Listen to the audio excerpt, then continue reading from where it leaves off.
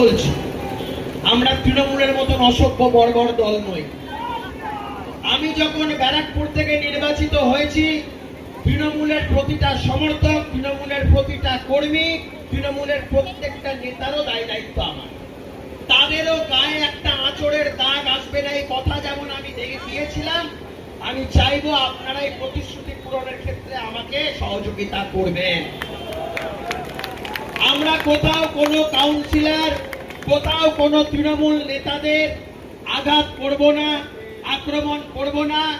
ঈশ্বর ওদের সাজা দেবে, আইন ব্যবস্থা আছে ওদের সাজা দেওয়ার জন্য।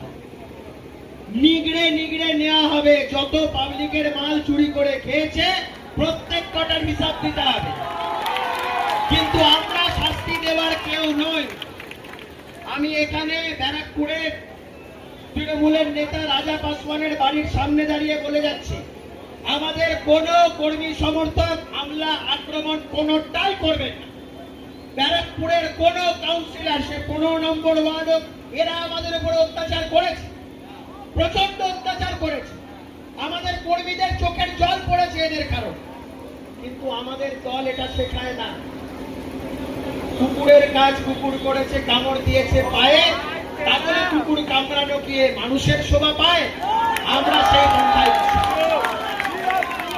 কোন রাজা পাসওয়ান, কোন 15 নম্বর ওয়ার্ডের কাউন্সিলর, কোন 10 নম্বর ওয়ার্ডের কাউন্সিলর, কোন 11 নম্বর ওয়ার্ডের কাউন্সিলর, কাউকে কোন রকম আক্রমণের মধ্যে কিন্তু আপনারা কেউ যাবেন না। এবং আমি স্পষ্টত আপনাদের বলছি, ব্যারাকপুরের পৌরসভাতে, আমি ব্যারাকপুর পৌরসভাতে একটু আগে আমি গেছিলাম, আমাকে ব্যারাকপুর পৌরসভার চেয়ারম্যান তথা কাউন্সিলররা আমন্ত্রণ। আমরা নতুন ব্যারাকপুর গড়ব তো? আমরা ব্যারাকপুরকে সুন্দর রূপে গড়ব তো? আমরা ব্যারাকপুরে বিশৃঙ্খলা করব না তো? আমরা ব্যারাকপুরে কোন তৃণমূল করার লোক, অন্য বিরোধী দল করার লোক কাউকে আক্রমণ করব না তো? আমি আপনাদের উপরে এই দায়িত্ব ছেড়ে দিয়ে গেলাম। মাথায় রাখবেন, আমার মায়ের শিক্ষা, যে শিক্ষাকে আজকে আমি যা হয়েছি তাই, যে যত নত সে তত উন্নত। সবাই খুব ভালো থাকবে।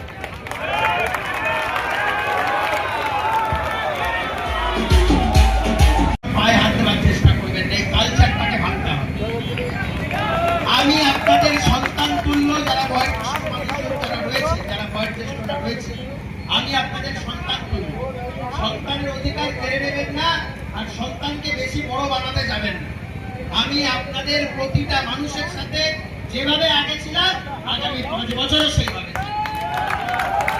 সবাই এবার আগে এগিয়ে যাবে।